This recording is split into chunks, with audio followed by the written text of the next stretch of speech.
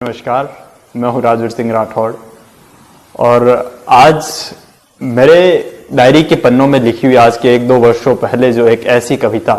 जो मेवाड़ के इतिहास में एक बहुत ही बड़ा अपना स्थान रखती है। मैं जहां से आता हूं उसके पास ही एक छोटी सी रियासत है कौशिथल। वो अपने क्षेत्र के लिए, अपनी भूमि के लिए जितनी छोटी है उतनी ही वो अपने स्वाभिमान, अपनी शौर्यता के लिए इतिहास में जानी जाती है। तो उसी से जुड़ी हुई आज के कुछ वर्षों पहले जब लक्ष्मीबाई साहब चुंडावत, जो कि देवगढ़ से पहले राज्यसभा में भी रहे और उन्हें पद्मश्री से भी नवाजा गया, उन्होंने इसी सब प्रसंग पर एक कहानी लिखी जो कि RBSC की राजस्थान की 8वीं की हिंदी की किताब में पढ़ाई जाती है। कहानी कुछ इस प्रकार से है कि जब शत्रु ने मेवाड़ के ऊपर आक्रमण किया, जब मराठाओं ने मेवाड़ के ऊपर आक्रमण किया तो महाराणा को इस बात की चिंता हुई और महाराणा ने सभी रियासतों के राजाओं के पास संदेश भिजवाया कि सारे राजा आए और युद्ध में भाग ले,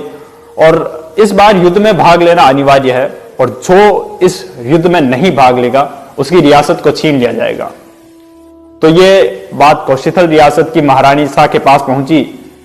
तो महारानी शाह इस बात को सुनकर चिंता में डूब जाते हैं। वो ईश्वर से प्रार्थना करते लगते हैं कि ये कैसा संकट आज मेरे पर आ पड़ा है, क्योंकि महाराजा का तो स्वर्गवास हो चुका है और कुंवर साहब भी केवल 5 वर्ष के हैं। तो महारानी इस बात से चिंता में डूब जाती है।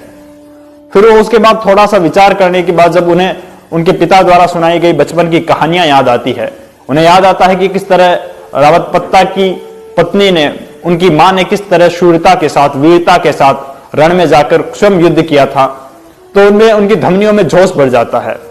उन्हें फिर से गर्व से वो गर्वित हो उठती है और स्वयं सेनापति को आदेश देती है कि मैं स्वयं युद्ध में जाकर लड़ूंगी। यह आदेश सेनापति को देकर वो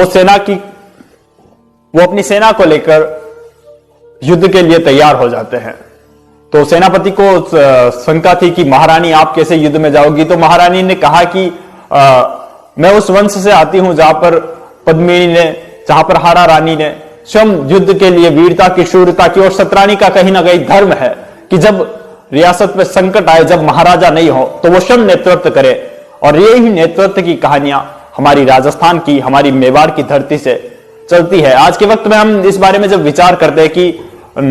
महिलाओं को नेतृत्व मिलना आज के वक्त में बड़ी बात है, तो तब हमें इस बात को विचार करना चाहिए, इस बात को याद करना चाहिए कि आज के कई वर्षों पूर्व जब भी हमारी रियासतों पर संकट आया है, जब भी हमारे किलों पर संकट आया है, तब उन्हीं रियासतों की माओं ने, उन्हीं रियासतों की क्षेत्राणियों ने, जब महाराजा नहीं थे तो उसका नेतृत्व करके स्वयं युद्ध किया।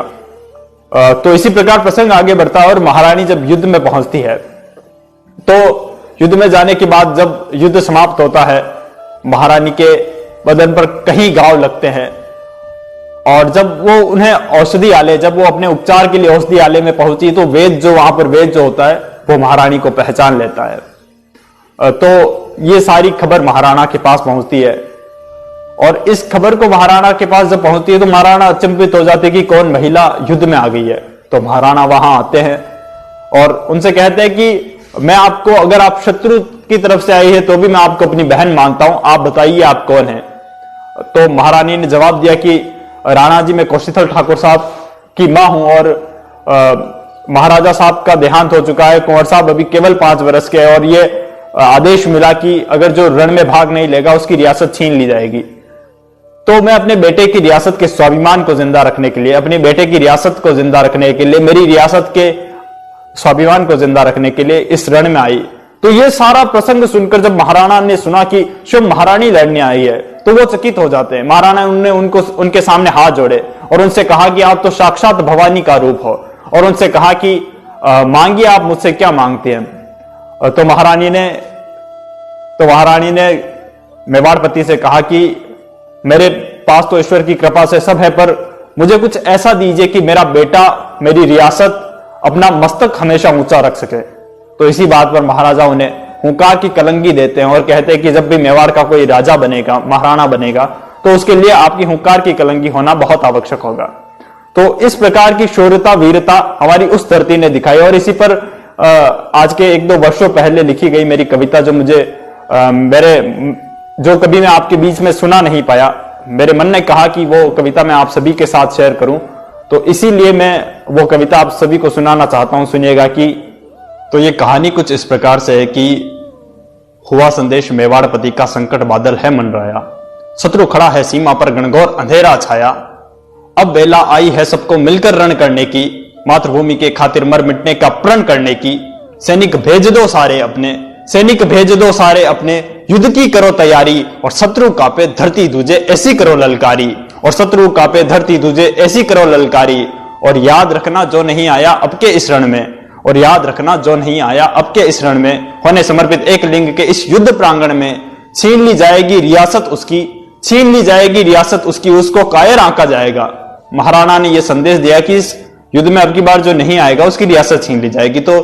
कि छीन ली जाएगी रियासत उसकी, उसको कायर आंका जाएगा, और जो नहीं लड़ा रण में अब के वो राजद्रोही कहलाएगा, और जो नहीं लड़ा रण में अब के वो राजद्रोही कहलाएगा। कि यह सुन समाचार के सुन संदेश दूत का महारानी के माथे पर चिंता रेखा मंडराई। महारानी ने जब ये संदेश सुना तो वो चकित रह गई कि ईश्वर ये कैसी परीक्षा ले रहे हैं। कि सुन संदेश दूत का महारानी के माथे पर चिंता रेखा मंडराई, सुनो है मात भवानी ये कैसी विकट घड़ी आई, सुनो है मात भवानी ये कैसी विकट घड़ी आई, महाराजा का हुआ स्वर्गवास कुंवर अभी तो बालक है, महाराजा का हुआ स्वर्गवास कुंवर अभी तो बालक है, अब ईश्वर जाने उसकी इच्छा एक लिंग ही पालक है, अब ईश्वर जाने उसकी इच्छा एक लिंग ही पालक है। कि अचानक से हुई मौन तनिक विचारा महारानी से, ये सारा मन में दुख उमड़ पड़ा। उसके बाद महारानी ने कुछ विचार किया कि अचानक से हुई मौन तनिक विचारा महारानी ने, जोश भर दिया धमनियों में बचपन में सुनी कहानी ने, जो बचपन में कहानियां सुनती थी वो रगों में जा उठी।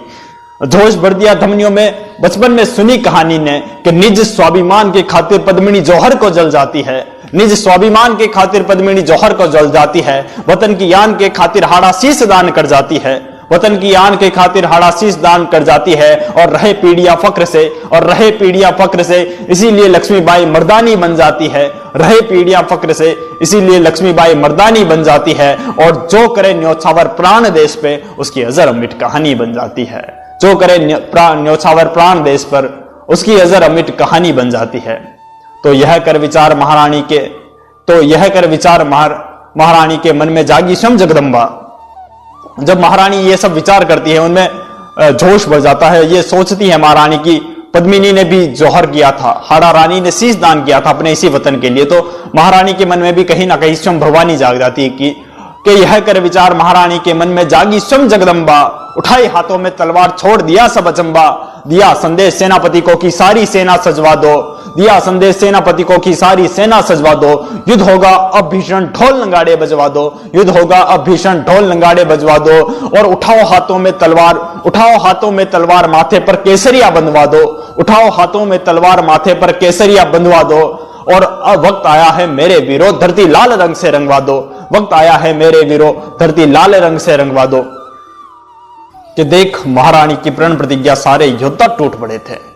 देख महारानी की प्रण प्रतिज्ञा सारे योद्धा टूट पड़े थे, मानो जैसे स्वानों पे सिंगों के झुंड छूट पड़े थे। महारानी का रौद्र जैसे लड़ती खप्पर काली, महारानी का रौद्र रूप जैसे लड़ती खप्पर काली, जैसे शत्रु को काटे रण में स्वयं जगदम्बा निराली, जैसे शत्रु को रण में काटे स्वयं जगदम्बा निराली। कि महारानी ने साय तक भीषण युद्ध किया था, शत्रु के आगे बढ़ने का मार्ग अवरुद्ध किया था। जब शत्रु के आगे बढ़ने का मार्ग अवरुद्ध किया था, ले हजारों गांव बदन पर जब वो औषधि आले आई,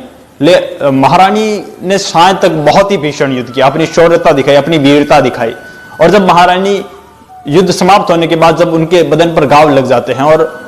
औषधि उपचार कराने के लिए पहुंचती है, तब क्या होता है कि ले हजारों गांव बदन पर जब वो औषधि आले आई, वेद ने पहचान लिया कि योद्धा के भेष में छुपी है कोई महामाई, वेद ने पहचान लिया कि योद्धा के भेष में छुपी है कोई महामाई। कि यह सुन खबर राणा तुरंत दौड़े आए, कि यह सुन राणा तुरंत दौड़े आए, बताओ बताओ कौन हो तुम बिना कुछ हिचकिचाए। महारानी से पूछा बताओ बताओ कौन हो तुम बिना कुछ हिचकिचाए। सुन सारे सवाल अब तो बोल उठी ठकुरानी। जब महारानी से पूछा कि कौन हो तुम बताओ बताओ, तो महारानी ने के सुन सारे सवाल अब तो बोल उठी ठकुरानी, सुन सारे सवाल अब तो बोल उठी ठकुरानी, युद्ध में आने के सारे कारण खोल उठी ठकुरानी। कि मां हूं मैं कौशिथल ठाकुर की रियासत का स्वाभिमान बचाने आई हूं, मां हूं मैं कौशिथल ठाकुर की रियासत का स्वाभिमान बचाने आई हूं, और रहे पीढ़ियां फक्र से इसीलिए क्षम काली बनकर छाई हूं, और रहे पीढ़ियां फक्र से इसीलिए महाकाली बनकर छाई हूं। यह सुन शौर्य सारा महाराणा हुए अचंभित। जब महाराणा ने सुना कि कोई रानी युद्ध में लड़ने आई है और ठाकुरानी सा ने जब ये सारी कहानी बताई तो वो अचंभित रह गए कि यह सुन शौर्य सारा महाराणा हुए अचंभित। जैसे खड़ी हो साक्षात भवानी राणा का हृदय हुआ द्रवित, जैसे खड़ी हो साक्षात भवानी राणा का हृदय हुआ द्रवित।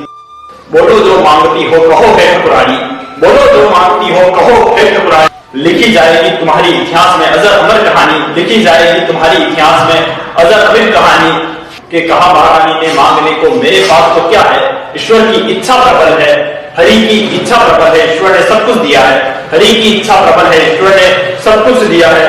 पर रियासत रहे ऊंची मेरी कुछ ऐसा दिलवाओ, पर रहे रियासत ऊंची मेरी कुछ ऐसा दिलवाओ, जिए पीढ़ियां फख्र से कुछ ऐसा अर्ज कराओ। तो जाओ महारानी देता हूं हुंकार कलंगी आज तुम्हें, तो जाओ महारानी देता हूं हुंकार कलंगी आज तुम्हें। राजा बनाने में अधिकार तुम्हारा देता हूं ये राज तुम्हें, राजा बनाने में अधिकार तुम्हारा देता हूं ये राज तुम्हें। तो महाराणा ने रानी साहब को हुंकार की कलंगी भेंट की और कहा कि राजा बनते वक्त तुम्हारा भी अधिकार होगा, कि राजा बनाने में अधिकार तुम्हारा देता हूं ये राज तुम्हें। और सदियों दोहराएगी पीढ़ियां फख्र से ये तुम्हारी कहानी, और सदियों दोहराएगी पीढ़ियां फख्र से ये तुम्हारी कहानी। नमन तुझे है मात भवानी, नमन तुझे है मात भवानी, नमन तुझे कौशिथल ठाकुरानी, नमन तुझे है मात भवानी, नमन तुझे कौशिथल ठाकुरानी। तो शूरता, वीरता, इतिहास, शौर्य के इन गाथाओं को जब तक हम पन्नों में दबाए रखेंगे तब तक कुछ नहीं होने वाला, तब तक पीढ़ियों पर इसका कोई फर्क नहीं पड़ने वाला। पर जब जब हम अपनी पीढ़ियों से, इन युवाओं से इस बारे में बताएंगे, इन युवाओं को इस बारे में बताएंगे कि आप उस मिट्टी से आते हो जहां की महारानी ने इस प्रकार की वीरता के साथ शत्रु से लोहा लेकर शत्रु से रण किया था, जब जब हम पीढ़ियों को सही मार्ग दिखाते रहेंगे, उन्हें स्वाभिमान का पाठ पढ़ाते रहेंगे, तब तक पीढ़ियां स्वाभिमानी बनेगी। आज के वक्त में जब महिलाओं को आगे बढ़ाने की बात होती है, महिलाओं के नेतृत्व की बात होती है, महिलाओं पर ऐसी बहुत सी प्रताड़नाएं होती है, तब हमें उन कहानियों को याद करना चाहिए जो हमारे पूर्वज जी के गए हैं, जो हमारी माताएं जी कर गई है। किस प्रकार से पद्मिनी ने अपने स्वाभिमान के खातिर जौहर को गले लगा लिया था, किस तरह से पति मोह में न भटके, रावतचुंडा मोह में न भटके, इसके लिए हाड़ी रानी ने अपना शीश दान कर दिया था। किस तरह कर्णावती ने युद्ध किया था, किस तरह अंग्रेजों से जाकर झांसी की रानी ने लोहा मनवाया था। तो जब जब हम पीढ़ियों को ये इतिहास बताते रहेंगे, जब जब पीढ़ियों को हम इस इतिहास से परिचित कराते रहेंगे, तब तब पीढ़ियां स्वाभिमानी बनेगी, तब तब पीढ़ियां गर्व से होकर जिएगी और अपने इतिहास पर गर्व करेगी, अपने पूर्वजों पर गर्व करेगी। तो निश्चित रूप से इसे सभी तक पहुंचाए, अपनी पीढ़ियों को बताएं। बहुत बहुत धन्यवाद आपका।